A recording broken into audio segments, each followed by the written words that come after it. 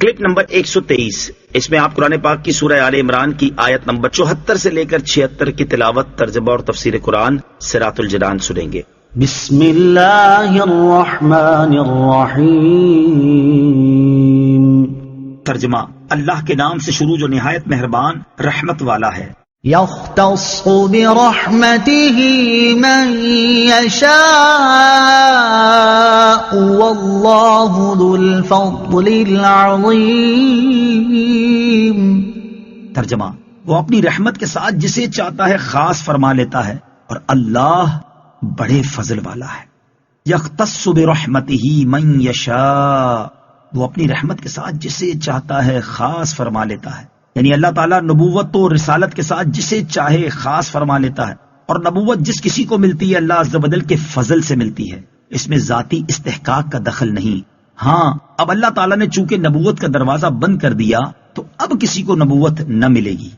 وَمِنْ أَهْلِ الْكِتَابِ مَنْ إِنْ تَأْمَنْهُ بِقِنْطَارٍ يُؤَدِّهِ إِلَيْكَ وَمِنْهُمْ مَنْ إِنْ تَأْمَنْهُ بِدِينَارٍ لَا يُؤَدِّهِ إِلَيْكَ إِلَّا مَا دُمْتَ عَلَيْهِ قَائِمًا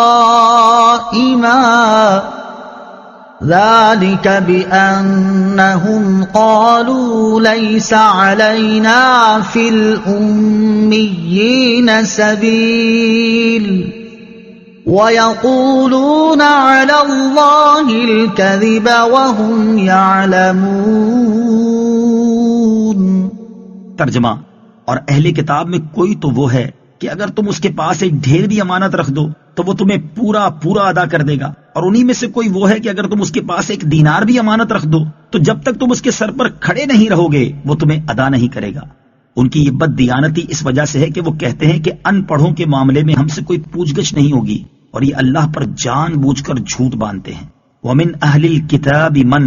اور اہل کتاب میں کوئی تو وہ ہے۔ یہ آیت اہل کتاب کے بارے میں نازل ہوئی اور اس میں ظاہر فرمایا گیا کہ ان میں دو قسم کے لوگ ہیں، امانت دار اور بد دیانت۔ بعض تو ایسے ہیں کہ ان کے پاس ڈھیروں ڈھیر مال بھی امانت کے طور پر رکھ دیا جائے تو وہ بغیر کسی کمی بیشی کے وقت پر ادا کر دیں گے، جیسے حضرت عبداللہ بن سلام رضی اللہ تعالیٰ عنہ، جن کے پاس ایک قریشی نے 1200 اوقیہ یعنی تقریباً 147 کلو سونا امانت رکھا تھا، آپ نے اس کو ویسا ہی ادا کیا۔ اور بعض اہل کتاب اتنے بد دیانت ہیں کہ تھوڑے سے مال پر بھی ان کی نیت بگڑ جاتی ہے، جیسے فنحاس بن عازورہ نامی یہودی جس کے پاس کسی نے ایک اشرفی امانت رکھی تھی لیکن وہ واپسی کے وقت اس سے بھی مکر گیا۔ تو ان دونوں قسم کے لوگوں کے بارے میں فرمایا کہ اہل کتاب میں کوئی تو وہ ہے کہ اگر تم اس کے پاس ایک ڈھیر بھی امانت رکھ دو تو وہ تمہیں پورا واپس کر دے گا، اور انہی میں سے کوئی وہ ہے کہ اگر تم اس کے پاس ایک دینار بھی امانت رکھ دو تو جب تک تم اس کے سر پر کھڑے نہیں رہو گے اور بار بار تقاضا نہیں کرتے رہو گے وہ تمہیں ادا نہیں کرے گا۔ گویا اللہ عز و جل کے ڈر سے نہیں بلکہ لوگوں کے ڈر سے اور بار بار کے تقاضے پر ہی امانت ادا کرے گا،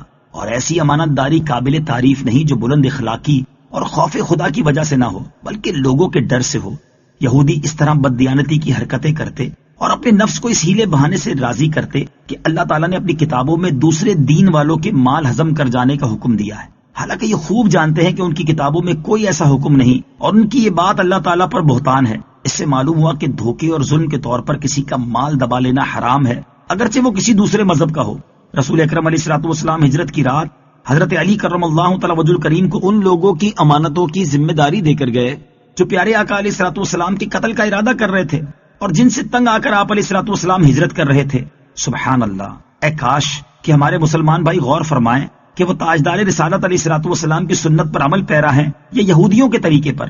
اس وقت عمومی طور پر مسلمان دنیا میں نیک نام نہیں ہیں۔ بَلَى مَنْ أَوْفَى بِعَهْدِهِ وَاتَّقَى فَإِنَّ اللَّهَ يُحِبُّ الْمُتَّقِينَ۔ ترجمہ، کیوں نہیں جو اپنا وعدہ پورا کرے اور پرہیزگاری اختیار کرے تو بے شک اللہ پرہیزگاروں سے محبت فرماتا ہے۔ بلا، کیوں نہیں یہودیوں کی بات کے دوسرے مذہب والوں سے بددیانتی کرنے پر ان سے کوئی پوچھ گچھ نہیں ہوگی بیان کی گئی۔ اس کے بعد اللہ تعالیٰ نے اپنا قانون بیان فرما دیا کہ دوسروں سے بددیانتی کرنے پر پوچھ گچھ کیوں نہیں ہوگی۔ وعدہ پورا کرنا اور امانت کا ادا کرنا دونوں چیزیں پرہیزگاری کے ساتھ تعلق رکھتی ہیں، اور پرہیزگاری اللہ تعالیٰ کو نہایت محبوب ہے۔ تو جو اللہ تعالیٰ کی پسند پر چلے گا وہ اللہ تعالیٰ کا محبوب بنے گا، اور جو اللہ تعالیٰ کی پسند کی مخالفت کرے گا اس پر ضرور مواخذہ کیا جائے گا۔ اس سے معلوم ہوا کہ جو کسی سے وعدہ کیا جائے اسے ضرور پورا کیا جائے، خواہ رب عز و جل سے کیا ہو یا عام انسانوں سے، یا نبی سے یا اپنے پیر سے، یا بوقت نکاح بیوی سے یا کسی اور عزیز سے،